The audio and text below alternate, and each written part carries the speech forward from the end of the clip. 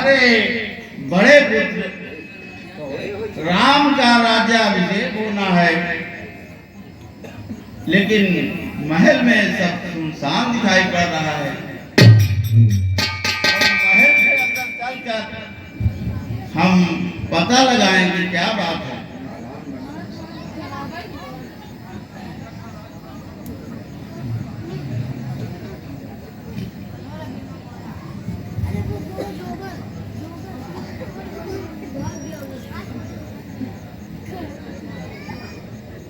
महारानी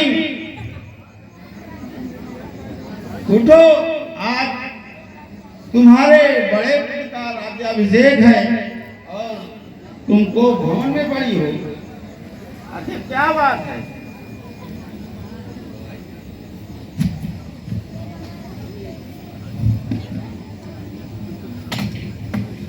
ये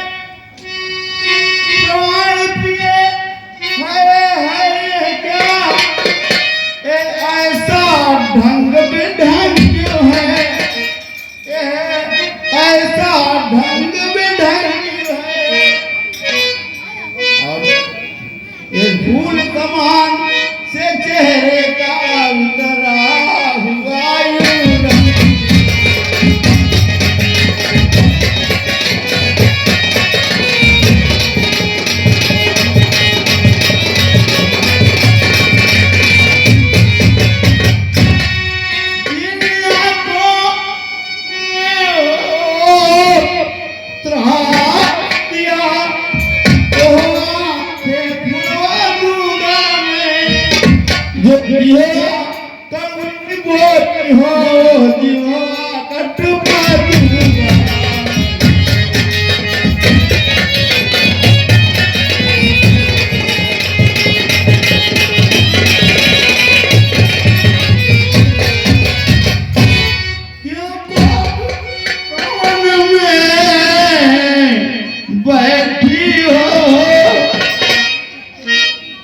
किसके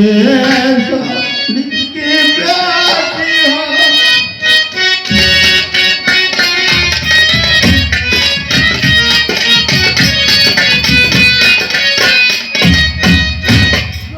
तुम्हें प्राण सा प्यारा है, उसका अभिषेक दिवस है।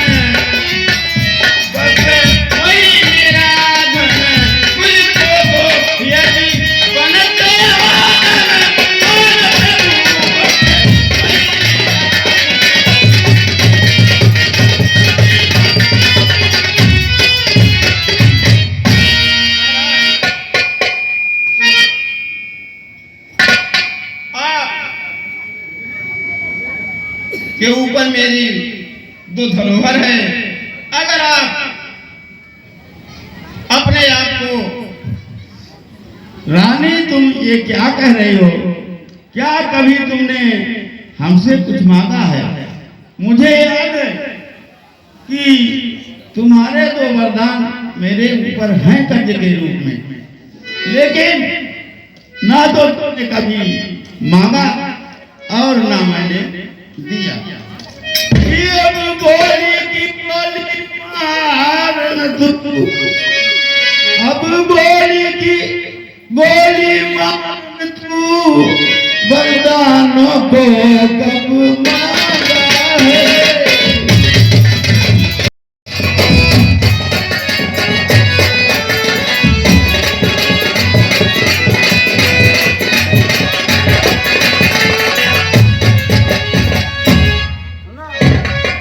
आखिर तुमने कब मुझसे वरदान मांगा? आज तुम्हारे सबसे प्रिय पुत्र, सबसे प्रिय पुत्र राम का राज्य तिलक है और तुमको भवन में बैठे हो। अगर तुमने कभी भी मुझसे कहा होता तो मैं देने से इनकार ना करता, लेकिन तुम ऐसे मौके पर जान से बैठी हो जो अच्छा नहीं लगता। महारानी, जो भी चाहे, जो भी चाहे तू मांग ले, जो इच्छा हो तेरी रानी जो।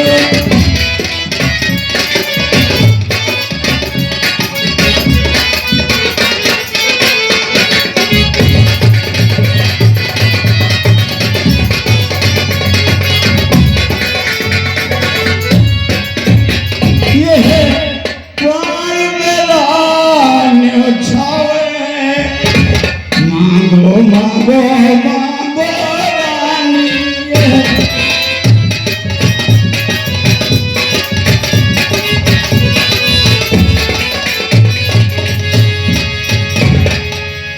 महाराज कुछ क्रोध नहीं, अपमान नहीं, मैं करती हूँ उपहास।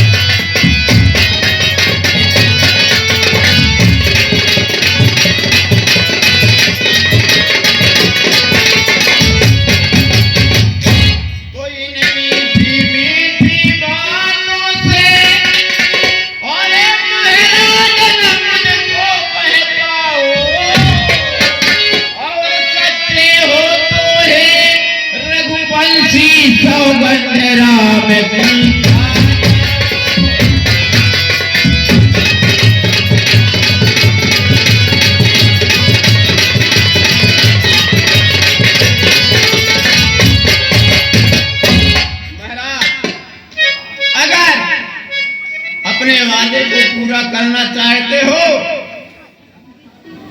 तो मुझे विश्वास तब पड़ेगा जब आप रामचंद्र जी का सौगंध खाएंगे।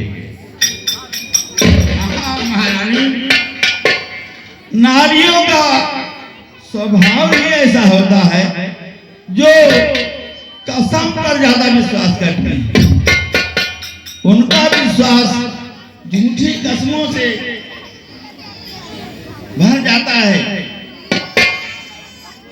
सुनो, आकाश के तारे, आकाश के तारे चाहे पृथ्वी पर चले आए और पृथ्वी के जीव आकाश पर चले जाएं, बड़े समुद्रों में हो, उन पहाड़ों पर जाएं, मगर हम वो नहीं जो अपनी बात से मुकर जाएं। परमात्मा गवाह है, परमात्मा गवाह है, अनहोनी नहीं होगी। क्षत्रिय कुमार अपने धर्म से विचलित नहीं होगा। सौगंध पूर्वक रानी सुन रही हो, मत मेरी बात का, मत मेरी बात का। ये राजधान है, सर्दिक है, लगन है, कौन है?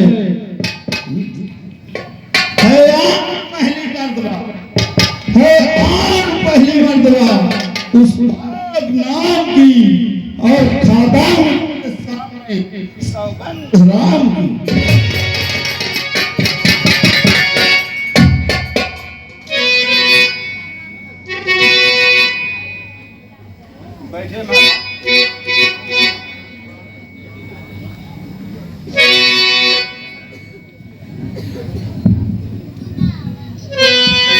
तो लो सुनो प्राणपति प्राणनाथ, मैं खाती आज मांगती हूँ। कौशल्या नंदन के बदले निज सुत को राज मांगती हूँ।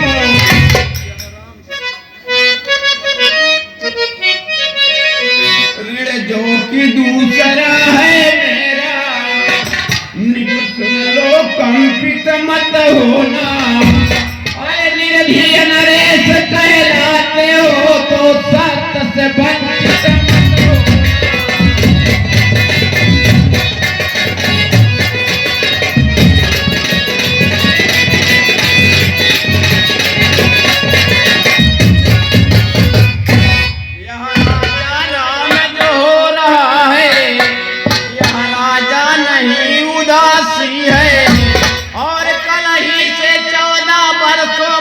तपसी बनकर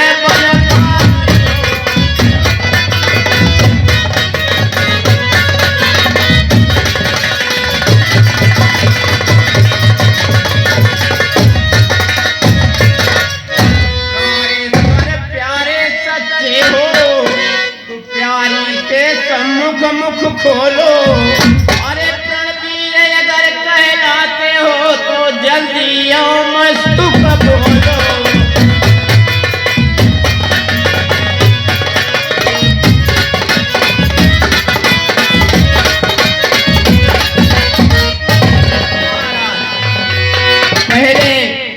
वरदान में मेरा यह मांगन है कि मेरे लाल भरत का राज्याभिषेक हो और दूसरे से राम के लिए 14 वर्षों का वनवास हो। तूने मेरे हृदय को बहुत बड़ा दुख दे दिया। तुम्हारा पहला वर मुझे देने में कोई भी संकोच नहीं है, लेकिन तुमने दूसरा वर मांगकर हमें जीव विहीन कर दिया।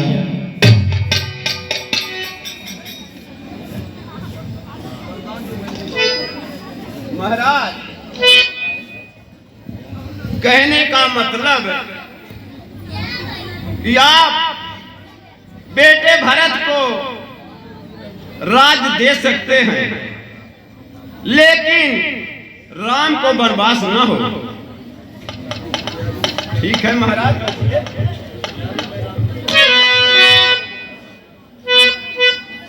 कैसे के बराता भैया और अयोध्या के राजा बनी है महाराज। कैसे के बराता भैया अयोध्या के राजा बनी है।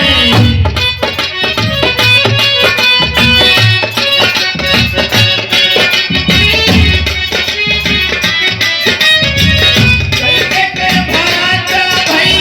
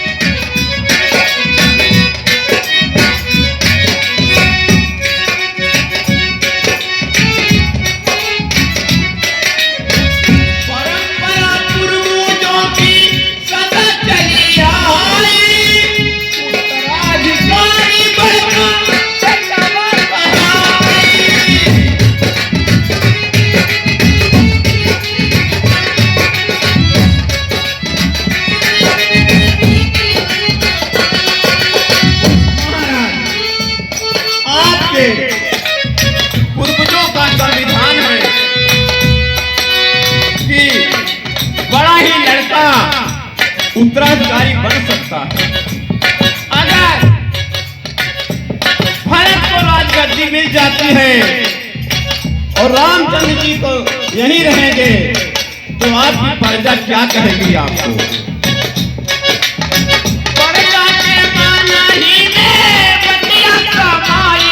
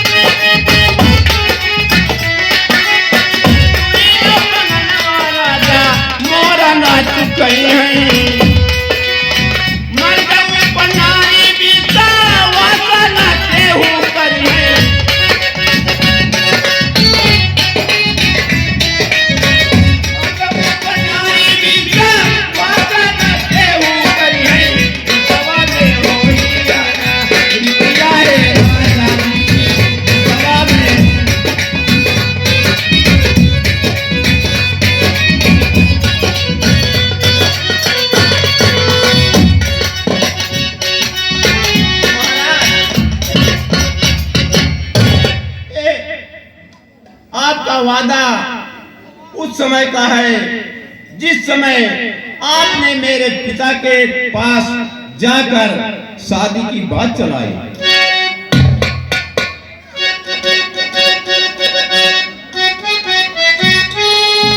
शादी के समय में मांगा तो मनाना तिहरा बचाना राजा कोई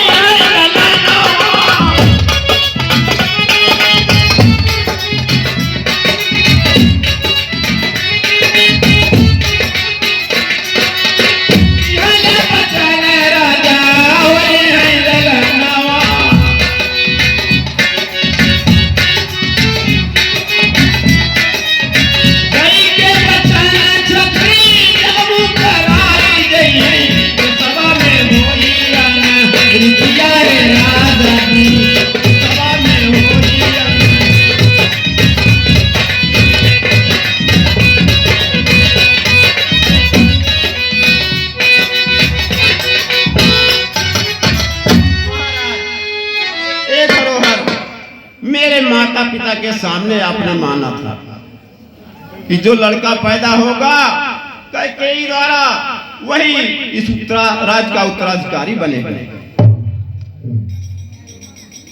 नाही बाकुमतिया मन में और पिछली बतिया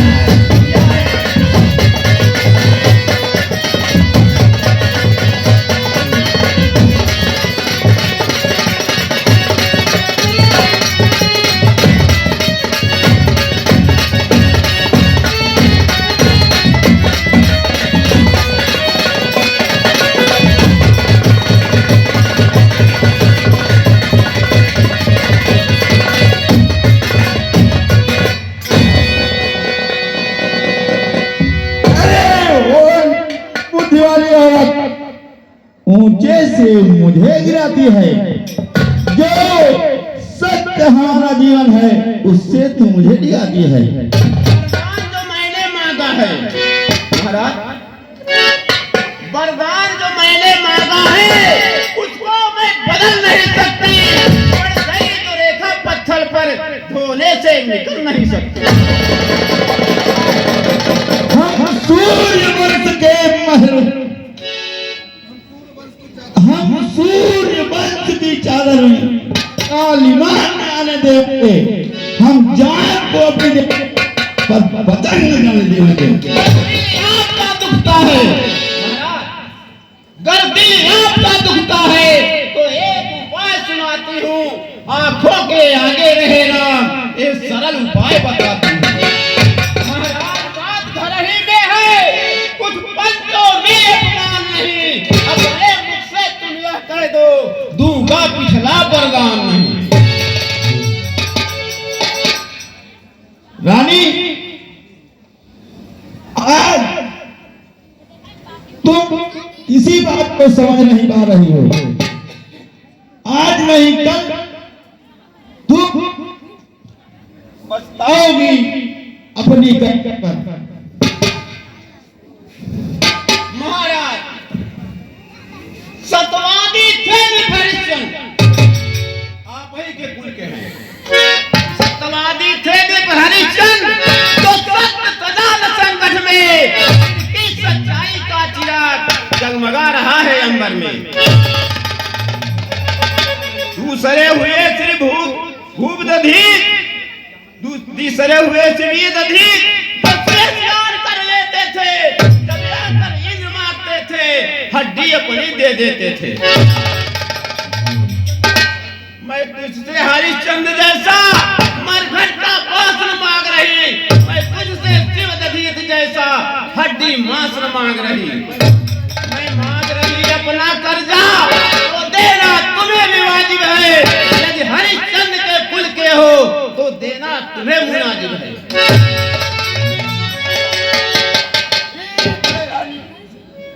अगर तेरी यही इच्छा है तो क्या है? रानी रानी रानी रानी आकर पसा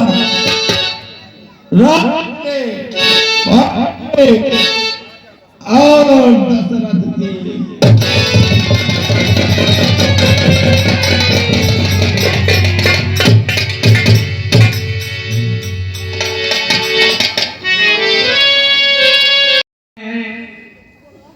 और महाराज अभी उठे नहीं हैं और महल में किसी को जाने का आदेश भी नहीं है। क्या किया जाए कुछ समझ में नहीं आ रहा है। ऐसा करते हैं, सुमंत जी को बुलाते हैं और सुमंत जी ही अंदर जा सकते हैं और वही पता लगाएंगे क्या कारण है। सुमंत जी, बताइए क्या समाचार है? आज राज तिलक की तैयारी होनी है, तैयारी हो गई है, राज तिलक होना है, लेकिन अभी ना महाराज का पता है ना महारानी का कोई समाचार मिला। क्या सूर्यदेव निकल आए हैं, उजाला हो चुका है हाँ सुमंत जी, और महाराज का गेट नहीं खुला? अभी नहीं खुला। ठीक है द्वारपाल जी, मैं जाकर पता करता हूँ आखिर बात क्या है। हाँ सुमंत जी, आप जाकर के पता लगाएं और जल्द से जल्द सूचना दें ताकि राज तिलक की तैयारी हो सके।